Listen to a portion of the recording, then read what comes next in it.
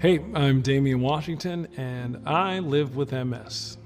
A good day with MS, the spasticity is not as present, so my knees feel good. I can actually feel all 10 of my toes. I don't get fatigued as quickly.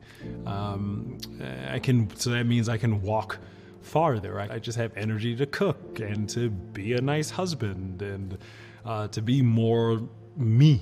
MS has affected my marriage because it's affecting me. Many times my wife doesn't get 100% of me. She might get 70% of me. And on a bad day, 40% of me.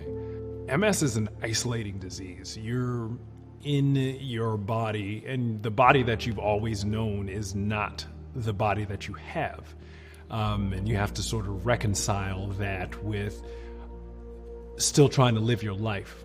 Man, I started vlogging maybe a couple of years ago. One of my friends he has a disease as well, he just knows that, hey, you're good in front of the camera, like I think you would really be good at this YouTube thing. And I made a vlog about me going to get one of my infusions for my MS medicine, and 5,000 people watched. And then I made a follow-up to my infusion video, and 3,000 people watched. So I was like, well, I guess I make videos about multiple sclerosis now. I just miss my former self because the guy that's here right now, nah. This ain't who I was. It's who I am, but it's not who I've known myself to be.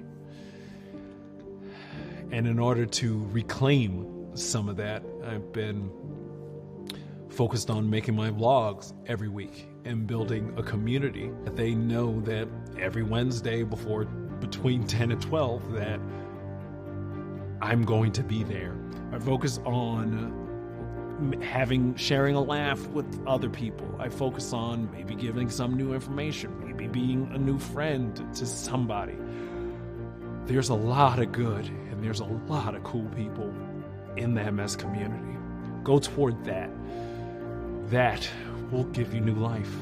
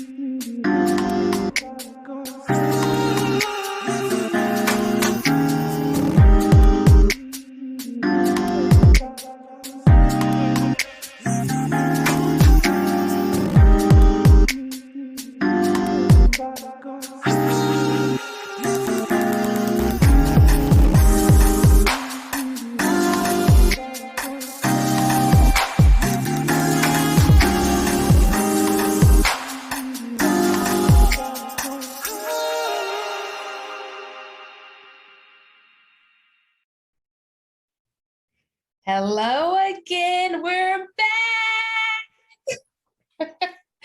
So it's Michelle Witherspoon here and Tyler.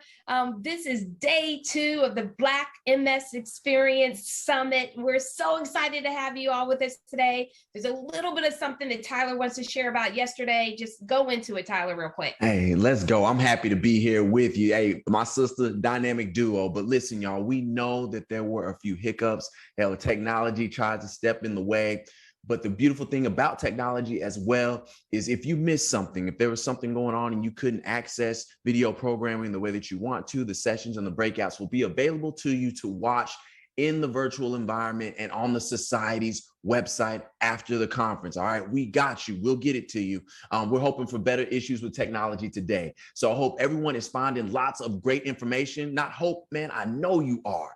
And that you all will leave here with new motivation as well as inspiration to help you move forward in your life with multiple sclerosis. Michelle, we're going to keep this train moving across the tracks. Yes, okay? We're moving today. We're moving today. So there's so much more to come. Get your pencils ready, your pens pens ready. We have a wonderful program today, just like yesterday. Today, we're going to focus on mental health and self-care. As we know, these are really important topics, just as we're all living with, whether you have MS or not, these are important topics. So before we get started, you know what we got to do, Tyler? We got to give some love to our contributors who have generously supported this program. So let's go, Michelle. This is your time to shine. This is your time to shine, y'all. Y'all know how we are. Let's go.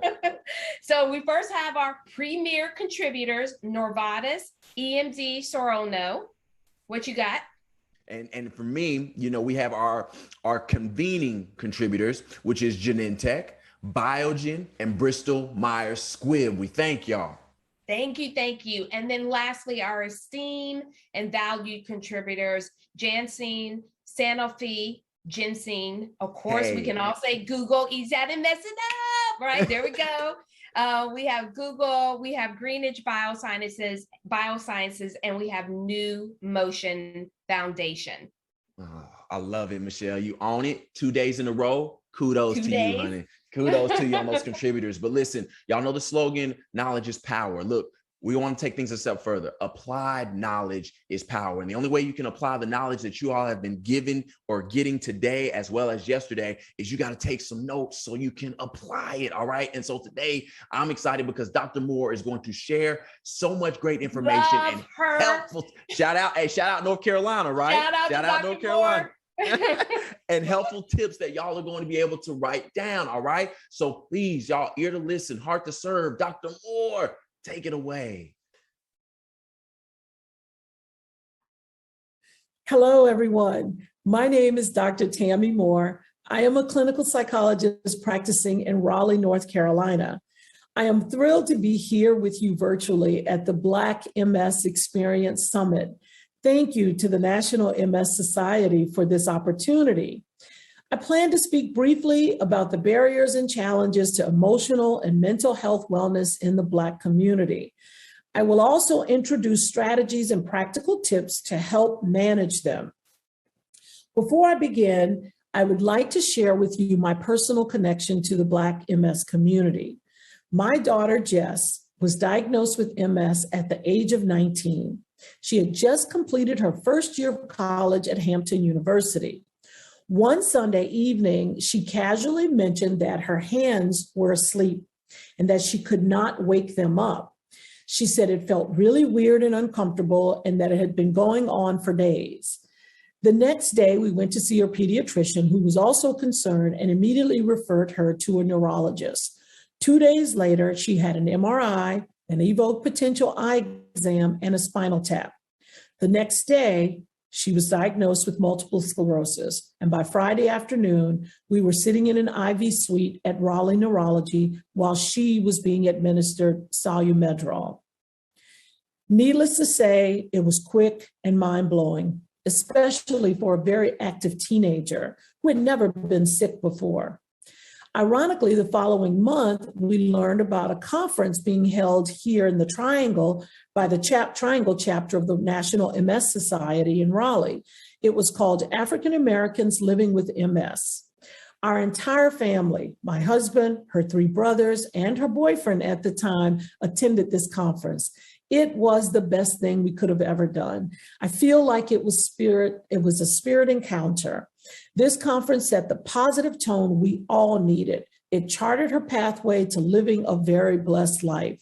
Today, 12 years later, she's earned her master's degree, got married, given birth to 2 beautiful children, owns a thriving digital communications firm, and is still very active and healthy. It began with that conference. I hope that you will leave this conference feeling inspired and motivated to live your best life as well. Now, let's talk about mental health and emotional wellness in the Black community. We all know that being Black in America varies tremendously, right? However, we have shared cultural experiences such as our connection to our family, our values, the way we express ourselves, especially through music. We also tend to rely heavily on the support of our community and religious networks. Unfortunately, we also share experiences of racism, discrimination, and inequality. These shared factors all play a role in helping us to define our mental health and overall emotional well-being.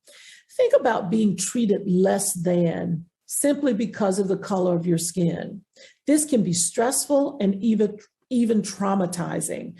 Now add a diagnosis of multiple sclerosis, and the stress is magnified. Health disparities are real. The research shows that these inequalities suggest there's an unequal burden of disease among African Americans living with MS. What are the barriers and challenges to emotional wellness for members of the Black community? I'm going to describe just 2 factors that impede mental health well-being. First, the structural challenges that are associated with simply accessing the care and the treatment we need. Socioeconomic disparities, provider biases, and the discrimination in the healthcare system keep many people from seeking, getting the help, or continuing the treatment. Second, the stigma or negative attitudes and beliefs towards people who live with mental health conditions. One study showed that 63% of Black people believe that a mental health condition is a sign of personal weakness. As a result, some feel shame and worry about further discrimination. Now, what can we do to manage these barriers and overcome the challenges to mental health well-being? Here are a couple practical tips. First of all, let's talk about finding help and getting help. If you have health insurance, call the 1-800 number on the back of your card and get a list of mental health providers that are in your network. Did you know the copay for mental health treatment is typically the same as you would pay to see your primary care physician? Second, find the right provider, meaning someone who is culturally competent. You can even ask a few questions like, have you treated other Black people before? Or how do you feel about working with clients from different cultural backgrounds? You can also research clinician directories such as Therapy for Black Girls or Psychology Today. If you meet someone and it does not feel like a good fit, then search for someone else, but don't give up. Finally, let's increase mental health awareness and education among Black Americans. Just like we're doing here today, we must recondition our minds regarding how mental health is perceived. Let's change the focus from mental health to brain health. Let's normalize these conversations by emphasizing that seeking mental health treatment is not a sign of weakness or inferiority.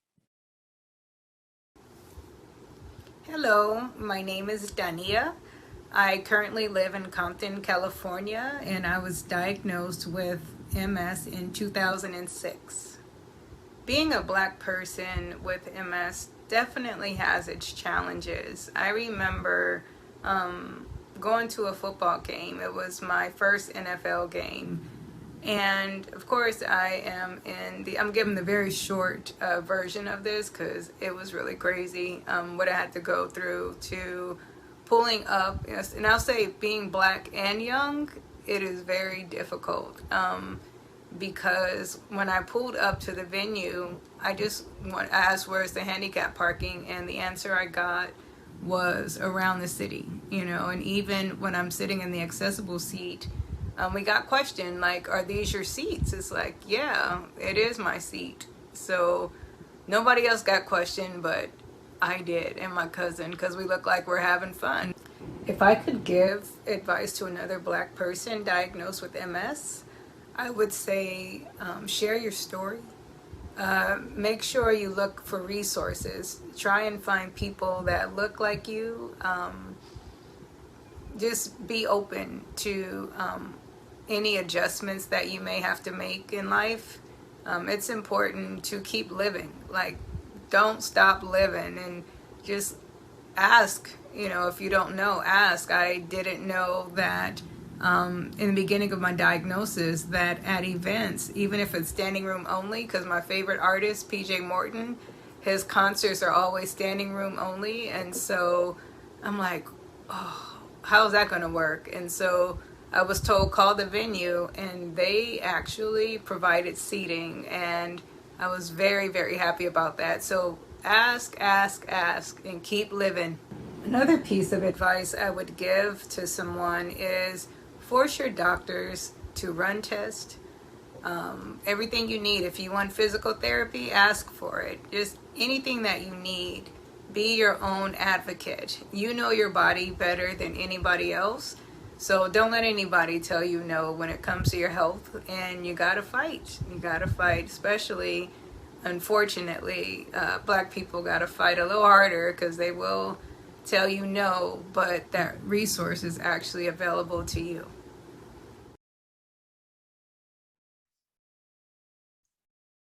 Wow, thank you so very much, Dania. Yo, Queen, really appreciate your vulnerability and your transparency representing the West Coast. Thank you.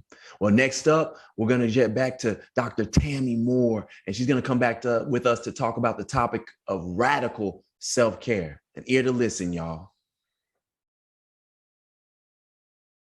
What comes to mind when you hear the term self-care? Perhaps you think about going on a vacation, taking a bubble bath, or getting a pedicure or massage. I want to talk briefly about how self-care is so much more than that. I will share with you the ideas of an amazing woman who used her voice to talk about freedom, especially the freedom of Black people. Her name was Audre Lorde, and her work is still read all over the world. Audre was also well known for talking about self-care in a very different way.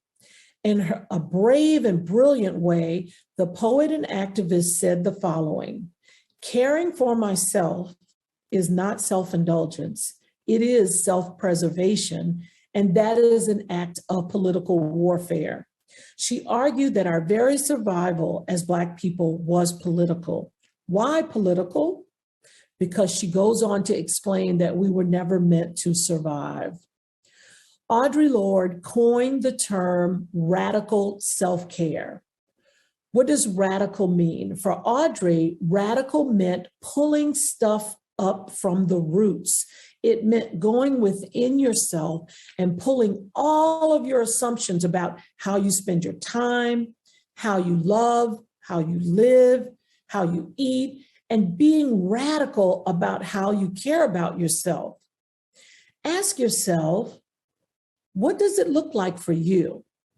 What would it look like if you were radical about caring for yourself? How would it feel? What does it require? I want you to take the next 60 seconds to set your intentions for this session. Ask yourself, what do I want? What do I need? What do I hope for? How can I be radical right now in caring for myself?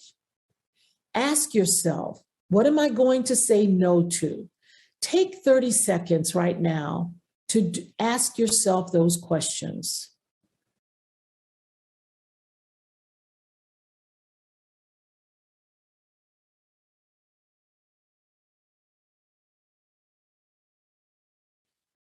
Radical self-care begins by asking yourself, who am I? You need to start with getting to know yourself in order to take better care of yourself. Audre Lorde talks about taking care of yourself as an individual, but she also expresses this in a collective way. She stressed the idea of bringing communities together to identify solutions based on collective action and response to build power, people power. This is exactly what we're doing right here, right now with this Black MS Experience Summit.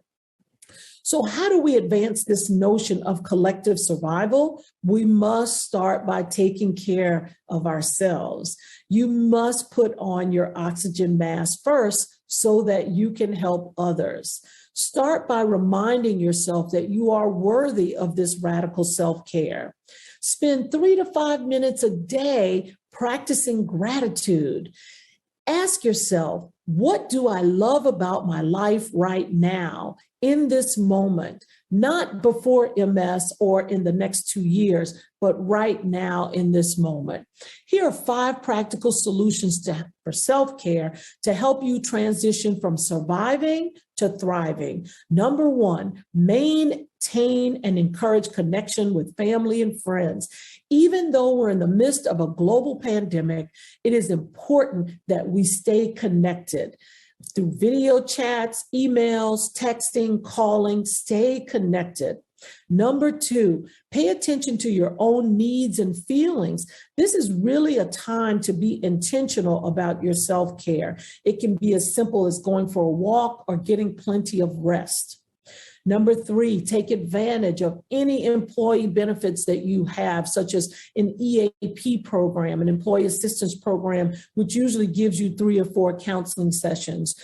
Take the paid time off. I'm finding that with remote work, people are not taking time off. Number 4, minimize watching or listening to the news. Read the headlines, know what's going on in the world, but do not watch nonstop political or coronavirus coverage. Engage in healthy activities that you enjoy and find relaxing. And lastly, work on becoming more resilient. Try being intentional about your behaviors, your thoughts, and your actions. This might look like starting your gratitude journal and writing stuff down that you're thankful for on a regular basis.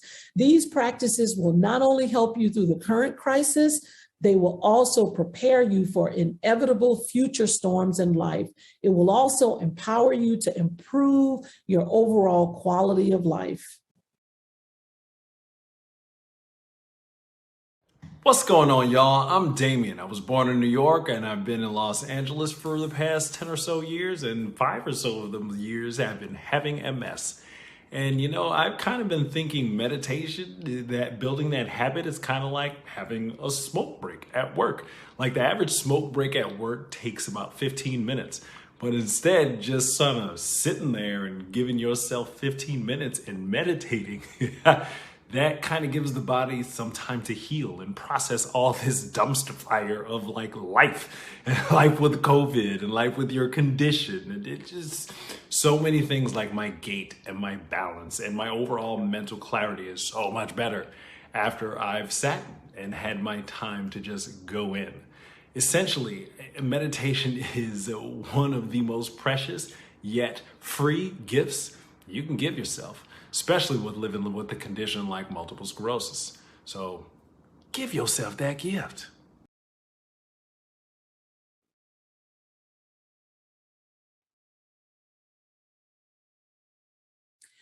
Before I begin the guided meditation exercise, I must acknowledge that there are some in the Black community who are reluctant to the idea of meditation. Somehow they have confused this practice as a contradiction to prayer. Those reluctant individuals might say something to me like, Dr. Moore, I'm not into that meditation stuff. I just simply talk directly to God. Well, here's what you need to know about distinguishing prayer from meditation. Meditation essentially involves calming yourself, stilling the chatter or the chit-chat going on in your mind. Prayer, on the other hand, essentially involves thought and cognition. When you are praying, you are usually very intentional about your prayer, and you're thinking about what you're going to say and what you're asking for. A simple way to think about distinguishing prayer and meditation is to think of it this way. Prayer is talking to God. Meditation is listening. Now, let's begin a 3-minute guided meditation focused on breathing. This simple 3-minute guided meditation helps you to revitalize and relax. The deep breathing helps to oxygenate your blood, while the simple focus on your breath can calm you and bring you into the present moment. I'd like for you to pause, take a deep breath, and place your feet flat on the floor. Really feel your feet in contact with the ground underneath you. If you have anything crossed, uncross them. Your feet should be flat on the floor. Now, place your hands on your stomach and take 2 to 3 deep breaths, noticing your stomach rising and falling with each in and out breath. When you feel comfortable, close your eyes. So let's go ahead and take these 2 to 3 deep breaths.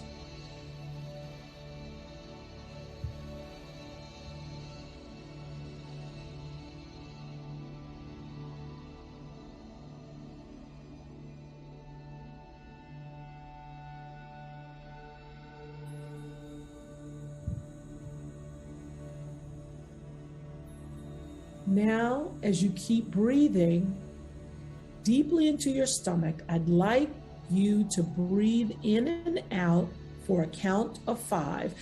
Breathe in, count to 5 in your head, hold your breath, count to 5 in your head, and breathe out slowly as you count to 5 in your head. So it's you breathe in and count to 5. Hold your breath, count to 5, and breathe out, counting to 5.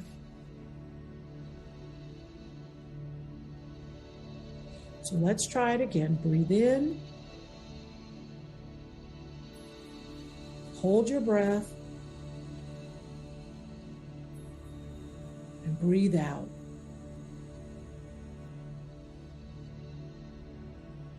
One more time, breathe in.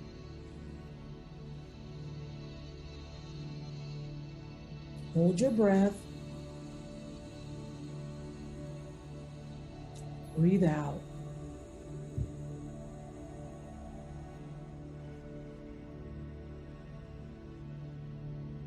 That was great. I'd like you to now slowly bring your attention back to the room. Notice the sounds around you and slowly begin to open your eyes. So, how are you feeling? I want to encourage you to practice this breathing throughout the day, before you open your email, before you go to bed at night, before your feet hit the floor in the morning. Take those deep breaths and remember to breathe in, count to 5, hold it, count to 5, and blow it out, count to 5. This breathing will help to calm you, relax you, and quiet the noise in your head. So I want to also take this opportunity to say thank you to the National MS Society and all those involved in planning this amazing event. It has been my honor and pleasure to be here with you today. Thank you for this opportunity, and I wish you all peace, blessings, and continued good health.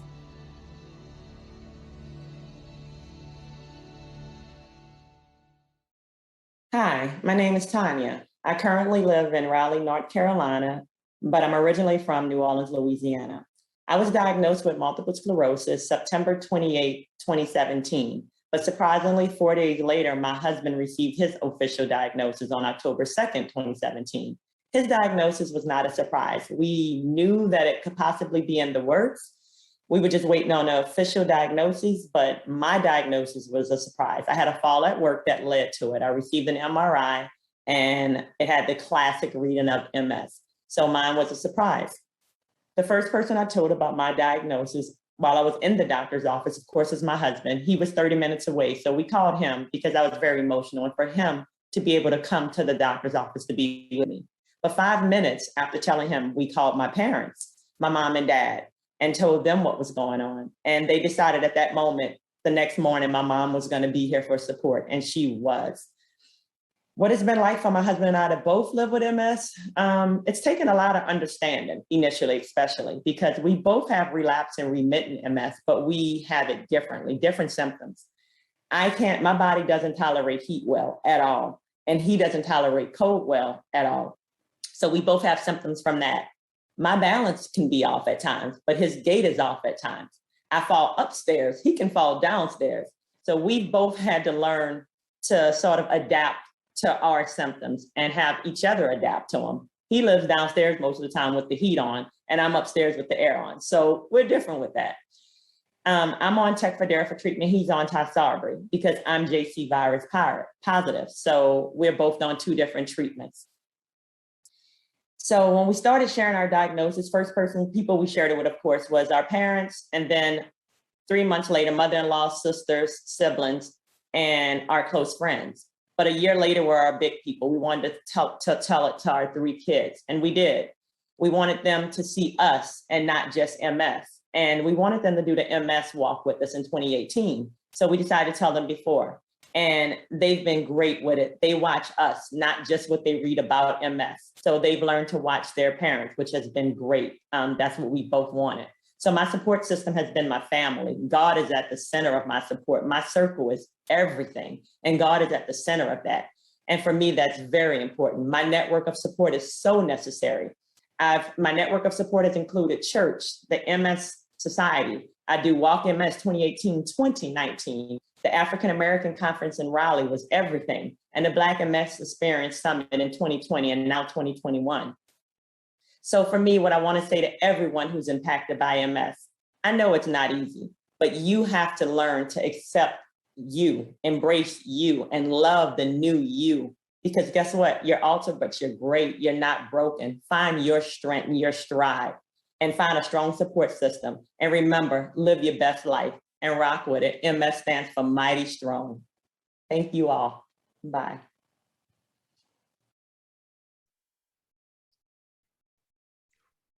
Ooh, yes, yes, y'all. Listen, Dr. Tammy, Damian, Tanya, thank you all so much. And again, it is easy to forget how strong we are because life is moving so incredibly fast. Thank you for all the gems. I hope y'all are taking notes. And yes, Tanya, I'm gonna echo what you said. MS stands for Mighty Strong. Mighty Michelle, I'm Strong. excited. Mighty strong. When Dr. Tammy said, we had to think about our brain health, I was like, yes, Dr. Tammy Moore, right? I get up every morning and meditate. So please, all of you, prioritize your self-care, lean into it. It is the most important thing. Look, when I first started meditating, I could only do 30 seconds. I can do 30 minutes to an hour now. So appreciate the opportunity to take a moment and breathe together. I hope everyone leaned into that practice. It's so simple to start somewhere. Life is very short. We have to do what we have to do today. Hey, man, today. And you know what she said? Listen, what she said. She said she defined the difference between prayer and meditation, because you already know how we rebuttal. Yeah. We put the hands up, so I'm glad that she took the time. Y'all know you're going to work harder to reach us. You took the time to do that. Yes. I hope somebody was listening. A few reminders before we close, though. Don't forget to explore our virtual environment. Again, hey, get with me, Michelle. Click the icons at the bottom of your screen, all right? In the lounge, you can chat, get access, another guided meditation, as well as wellness information. It's there, y'all. We've got to use it. We've got to receive it. You can meet others in common interest by visiting this matchmaking area. Hold back nothing, Michelle. We got to open up. Right.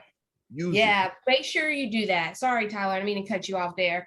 Yeah, I know we get overly excited. The 2 of us in the room, that's a lot. We know. We're trying to keep it calm. We're trying. So remember that there's the live chat with the MS navigators. If you've not used them before, they are amazing. You can talk live with them. Use it. Use them. You can talk to them today or later if you need them. Just go to the MS Society's website. Matter of fact, it's an amazing website. Go and explore. Yes, and click again, you're going to see it again. Click the program session icon at the bottom of your screen when this program ends to find the breakout session that is right for you. Follow your heart. And when you get there, you have some amazing options to choose from. All right, this is what we got going on. What we have today. Yeah, we got this today. You and MS research. You can never have enough insight about research. Self-advocacy, Michelle, that's my favorite. Yes. Also, I did this one last year, and I'm glad we're bringing it back again. Managing MS issues below the belt. It's real, all right? Honesty, vulnerability, and transparency, and MS and the family. That's our last one. It's a great lineup, Michelle. We have a great lineup today. Okay, so here's the thing. We'll see you back here at 3:15. I'm going to do the Q&A today. My partner, he did it yesterday. Now we're going to close with a real and funny music video courtesy of Damien and his No Stress MS blog. We love you, Damien. We'll see you later. Have a good time. Enjoy, everybody. Much more to it than I can put in the music. The bus how does breakdown be the quickest and smoothest? Yo, a few years back, my balance was challenged. What's more, try to sit in a chair but fall on the floor. Couldn't walk a half a block without huffing and puffing. Tight strange dame, you must be getting older, son. Always had plenty energy, now my identity siphoned. Don't know what, but something in me just ain't right. Stiff pain in the knees, easily fatigued. 3 docs agreed you're sick, don't know what with exactly. Went to emergency care and the MD there said you look fine, but you're not. Get an MRI. That test should be 20 minutes, alright? By minute 45, thought like Ethan Hawke, reality bites. This chamber's tight, loud as a construction site. Outside, my wife crying, knowing something ain't right. Now a neuro must confirm this diagnosis. For scarred brain tissue's your issue, like multiple sclerosis. Wait, what? Ain't that what Montel got? Bruh, the thing they ain't no cure for? Bruh, what? Mind blown like a fuse with that kind of news. No bluff, life's rough enough without this type of stuff. The final crap was final tap, confirmed the thesis, but left me flat on bed rest a whole 2 weeks, kid. Told myself not if, but when I get back in good health, I make content for folks dealing with this nonsense. Help them feel less alone and isolated with this disease cause of the steeds that I created. To my MS folks, don't give up hope. It's real at times you feel at the end of your rope. Good and bad days for sure, you will have both. Just part of the story though, not all she wrote. If what don't kill you make you stronger, then I must be jacked. I'm way tough cause 3 years plus, not one relapse. And the YouTube channels, 1500 plus, steers your man's life's purpose. It lifts him up, shift my mind state, how to get vibrate. Increase the frequencies and radiate my fate. Cause the how is not important, only the why. Like in a blog post, when it's time to go. K-Bop. I don't know, man. I wouldn't wish this on my worst enemy. Well, maybe them. At least I got good people around me. Good folks like Elizabeth Rihanna, rock on. Dr. Andy Wu, rock on. Jordan Coates, rock on. Adam Rose, rock on. Trap crack on the beat, slinging the heat.